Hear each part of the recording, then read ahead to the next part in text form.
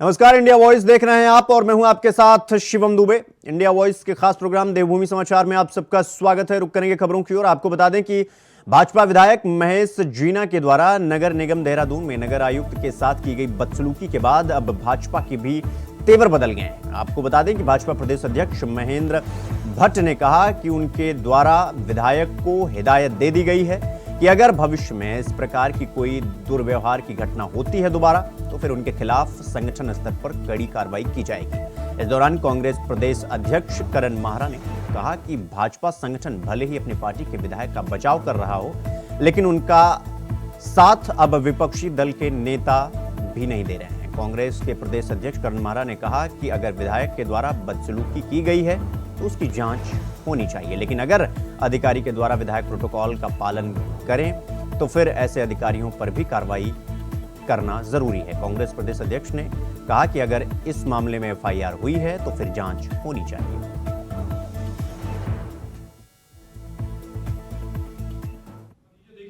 ये मानना है कि प्रकरण की जांच भी होनी चाहिए थी और आईएएस एसोसिएशन ने जिस तरीके से गंभीर रुख अपनाया है तो निश्चित ही इसमें बड़ी गंभीरता है।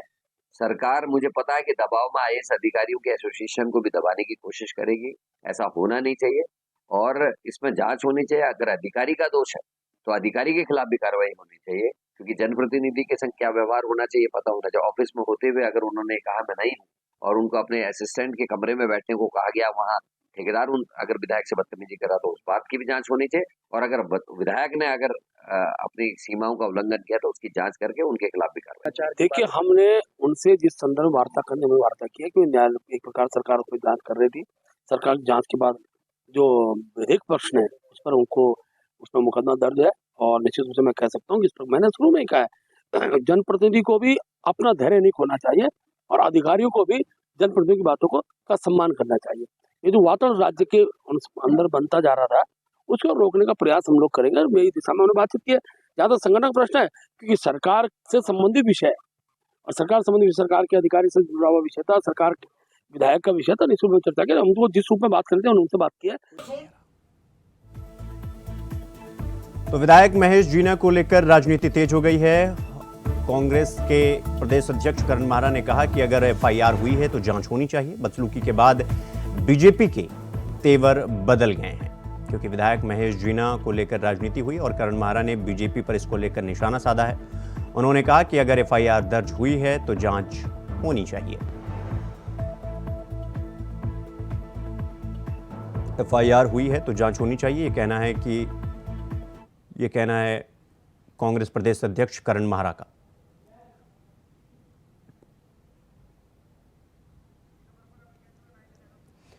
ऐसी खबर पर हमारे सहयोगी अभय केंतुरा हमारे साथ देहरादून से लाइव हैं। अभय, ये जो विधायक महेश जीना और नगर निगम के बीच में जो विवाद चल रहा था उसको लेकर के बातचीत बन गई थी, लेकिन अब नया विवाद क्या हो गया है इसको लेकर?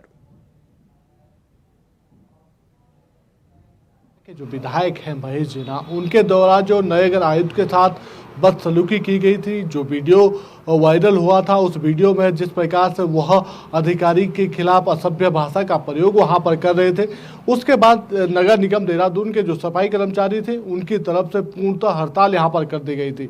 2 दिन तक की हड़ताल रही, यानी पूरे शहर में कहीं पर भी कूड़े का उठान नहीं किया गया था। कर्मचारियों ने साफ तौर पर विधायक के खिलाफ अपना आक्रामक तेवर अख्तियार करते हुए उनसे माफी मांगने की मांग यहाँ पर करी थी। कोतवाली में ये कह सकते हैं कि जो नगर निगम का जो चालक प्रसंग है उनकी तरफ से विधायक के जो बदसलूकी है उसके खिलाफ एफआईआर दर्ज वहां पर कर दी गई थी और सरकार से वो लगातार इस विधायक के खिलाफ कार्रवाई की मांग यहां पर कर रहे थे। अब ऐसे में राजनीतिक दलों की तरफ से आरोप प्रत्यारोप का दौर यहाँ पर शुरू हो चुका था। बीजेपी अपने विधायक के बचाव की मुद्रा में यहाँ पर नजर आ रही थी और बीजेपी प्रदेश अध्यक्ष महेंद्र भट्ट ने जिस प्रकार से विधायक को लेकर अपने बयान यहाँ पर दिए थे, मीडिया से बातचीत में उन्होंने कहा था कि अभी उनकी तरफ से सख्त हिदायत विधायक को यहाँ पर दे दी गई है अगर निकट भविष्य में वो दोबारा इस तरह की कोई हरकत यहाँ पर करेंगे तो संगठन स्तर से उनके ऊपर कड़ी कार्रवाई की जाएगी। तो ये सीधे तौर पर इस बात का प्रमाण है कि बीजेपी अपने विधायक की बचाव की मुद्रा में यहाँ पर नजर आ रही है। विधायक के खिलाफ कोई एक्शन पार्टी स्तर पर, यहाँ पर संगठन स्तर पर नहीं लिया जा रहा है और सीधे तौर पर उनको एक क्लीन चिट देने का काम उनकी तरफ से यहाँ पर किया जा रहा है। लेकिन क्या यही वजह है कि बीजेपी कांग्रेस के जो प्रदेश अध्यक्ष हैं करण माहरा, इसी को लेकर के वो हमलावर हैं कि अभी तक पार्टी कोई कार्रवाई नहीं की है? देखिए, इस पे कांग्रेस के साथ साथ जो कर्मचारी संगठन है, चाहे विभिन्न कर्मचारी संगठन हो, वो लगातार इस बात को लेकर यहाँ पर आक्रोशित नजर आ रहे हैं। हमलावर सत्ता पक्ष पर नजर आ रहे हैं कि विधायक के खिलाफ अभी तक कोई कार्रवाई यहाँ पर नहीं की गई।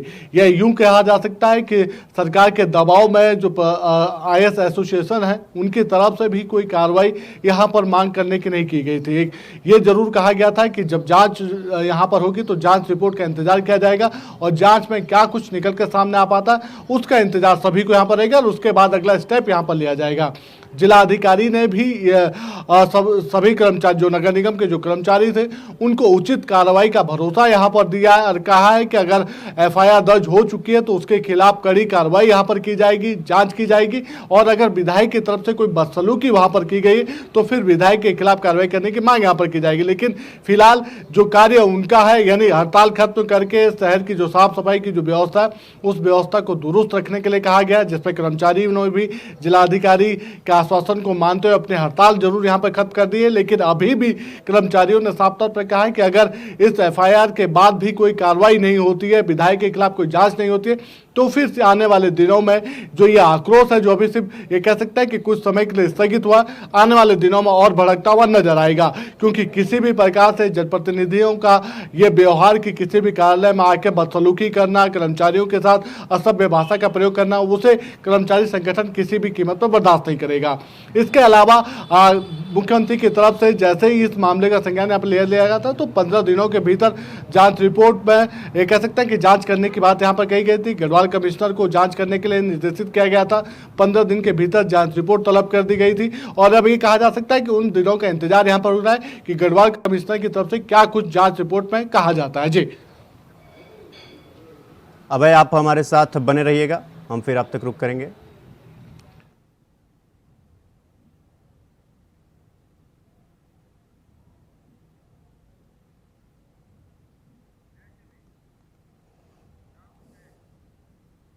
अगली खबर देहरादून से है, जहां कांग्रेस के वरिष्ठ नेता और पौड़ी लोकसभा सीट से पूर्व दावेदार मनीष खंडूरी ने कांग्रेस पार्टी को झटका देते हुए पार्टी के सभी पदों से इस्तीफा दे दिया है। मनीष खंडूरी के इस्तीफा देने के बाद बीजेपी प्रदेश अध्यक्ष महेंद्र भट्ट ने कहा कि अब कांग्रेस में अच्छे राजनेताओं को भी ये आभास हो चुका है कि उस पार्टी में कोई दम नहीं है। अगर खंडूरी बीजेपी में आना चाहते हैं तो उनका स्वागत है, उनके लिए पार्टी के सभी दरवाजे खुले हैं और ये कांग्रेस के लिए बुरे दिनों की शुरुआत है।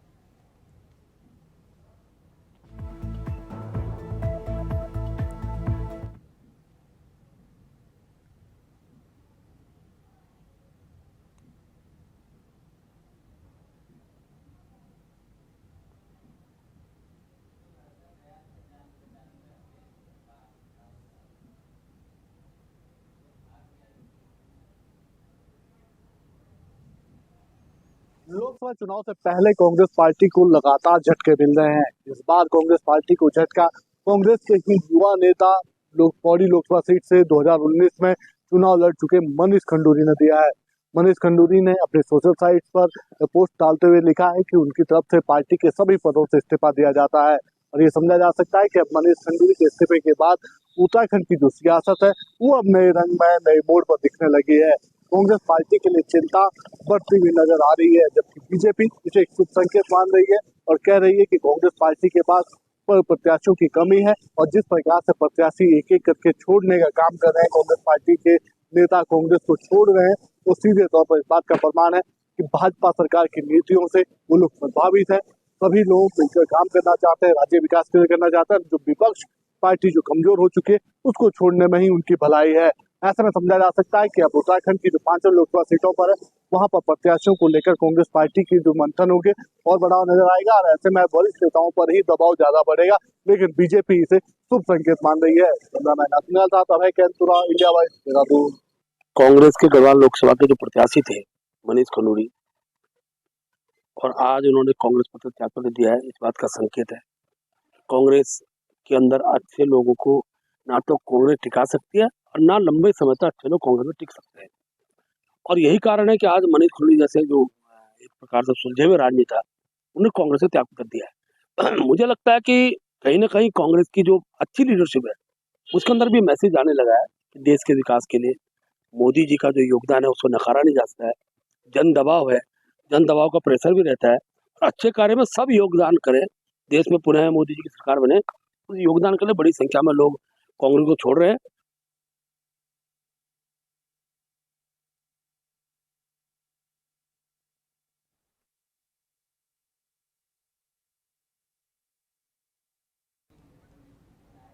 हमारे साथ हमारे सहयोगी अभय केंतुरा हमारे साथ लगातार बने हुए हैं। अभय, मनीष खंडूरी के पार्टी छोड़ने से कांग्रेस को कितना बड़ा नुकसान हो सकता है और पार्टी छोड़ने के पीछे वजह क्या है? देखिए, सीधे तौर पर ये कहें कि जो उत्तराखंड कांग्रेस है उसकी मुश्किलें कम होने का नाम यहाँ पर नहीं ले रही है।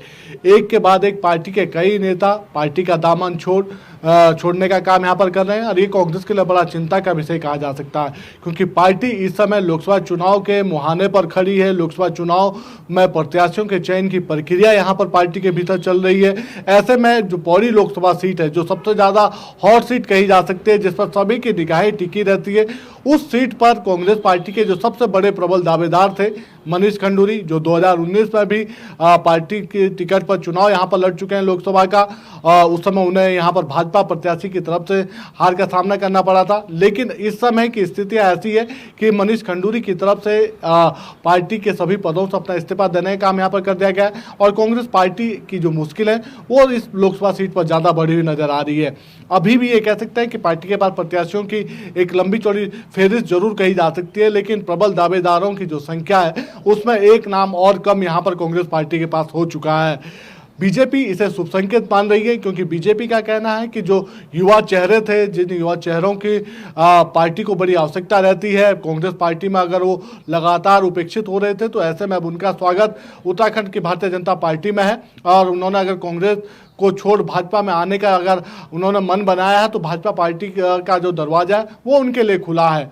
दूसरे राजनीतिक के जो जानकार हैं वो इस मनीष खंडूरी के इस्तीफे को इस रूप में यहाँ पर मान रहे हैं कि उनका जो पारिवारिक जो परिवेश है वो पूरा भारतीय जनता पार्टी कहे जा सकते हैं। जो उनके पिता थे, उत्तराखंड के पूर्व मुख्यमंत्री रहे हैं जनरल बीसी खंडूरी, केंद्र में भी वरिष्ठ मंत्री वो रहे हैं। तत्कालीन जो प्रधानमंत्री स्वर्गीय अटल बिहारी वाजपेयी का जो कैबिनेट था उसमें वो केंद्रीय मंत्री यहाँ पर हैं। वो भाजपा के वरिष्ठ नेताओं में से एक है। उनकी जो बहन है ऋतु खंडूरी, उत्तराखंड में विधायक है, उत्तराखंड विधानसभा के अध्यक्ष हैं। तो ऐसे में पूरा परिवार भाजपा का परिवेश वाला है, और ऐसे में मनीष खंडूरी अगर इकलौते कांग्रेस के कार्यकर्ता रूप में वहाँ पर रहते तो उनको ऊपर जाहिर सी बात है कि पारिवारिक दबाव ज़्यादा बढ़ा होगा, और यही वजह रही कि उनकी तरफ से इस्तीफा दे दिया गया। लेकिन कांग्रेस पार्टी अभी इस्तीफे की वजह का खुलासा यहाँ पर नहीं कर पा रही है, क्योंकि आज ही ये कह सकते हैं कि सोशल मीडिया के माध्यम से उन्हें भी ये पता यहाँ पर चला कि मनीष खंडूरी की तरफ से इस्तीफा दे दिया गया। लेकिन कांग्रेस अभी भी इस बात पर अडिग है कि उनके पास प्रत्याशियों की कमी नहीं है। उत्तराखंड की 5 लोकसभा सीटों पर मजबूत प्रत्याशी पार्टी की तरफ से उतारे जाएंगे, और भाजपा की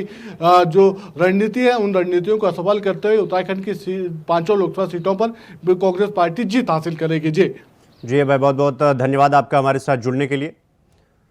तो देहरादून से बड़ी खबर आपको बता दें कि 31 मार्च 2025 तक उज्ज्वला योजना की सब्सिडी बढ़ाई गई है।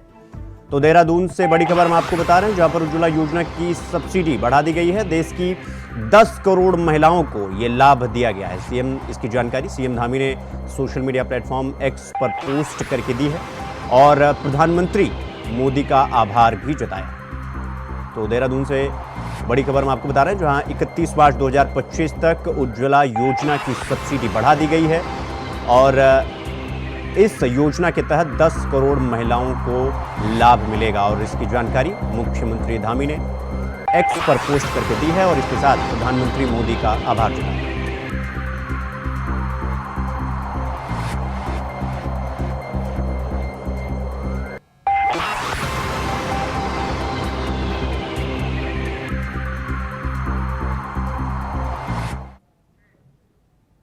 खबर देहरादून से है, जहां मुख्य सचिव राधा रतूड़ी ने महिला दिवस पर एक संदेश दिया। आपको बता दें कि मुख्य सचिव ने कहा कि राज्य में महिलाओं को सशक्त बनाने की दिशा में अभूतपूर्व कार्य हो रहा है। साथ ही मुख्य सचिव ने कहा कि मुख्यमंत्री धामी के निर्देश पर हो रहे महिलाओं की सशक्त बनाने के कार्य हो रहे हैं।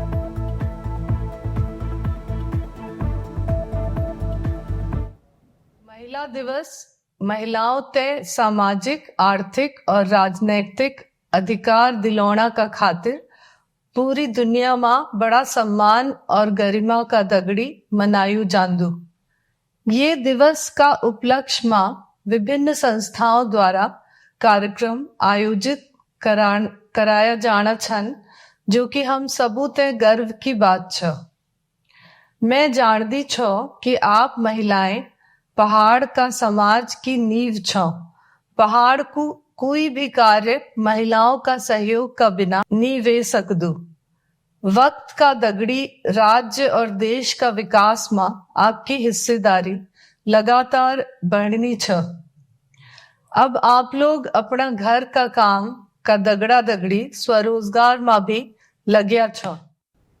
खबरों में आगे बढ़ेंगे। अगली खबर देहरादून से है, जहां अवैध प्लॉटिंग पर एमडीडीए ने बड़ी कार्रवाई की है। आपको बता दें कि देहरादून के धौलास और सभावाला क्षेत्र में लगभग 120 बीघा में हुई अवैध प्लांटिंग को जेसीबी की मदद से ध्वस्त कर दिया गया। साथ ही मसूरी देहरादून विकास प्राधिकरण के उपाध्यक्ष बंशीधर तिवारी के निर्देशों पर अवैध प्लांटिंग के खिलाफ निरंतर रूप से कार्रवाई की जा रही है।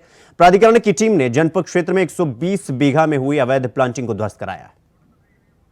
आपको बता दें कि उत्तराखंड के चर्चित अंकिता भंडारी हत्याकांड में अब कांग्रेस पार्टी ने खुलकर अंकिता भंडारी को न्याय दिलाने की पैरवी करना शुरू कर दिया है। आपको बता दें कि गढ़वाल दौरे के दौरान कांग्रेस प्रदेश अध्यक्ष करण माहरा और कांग्रेस के पूर्व प्रदेश अध्यक्ष गणेश गोदियाल ने श्रीनगर में अंकिता भंडारी के लिए निकाली गई न्याय मशाल जुलूस यात्रा में शिरकत की और सरकार से राज्य की बेटी को न्याय दिलाने की मांग की।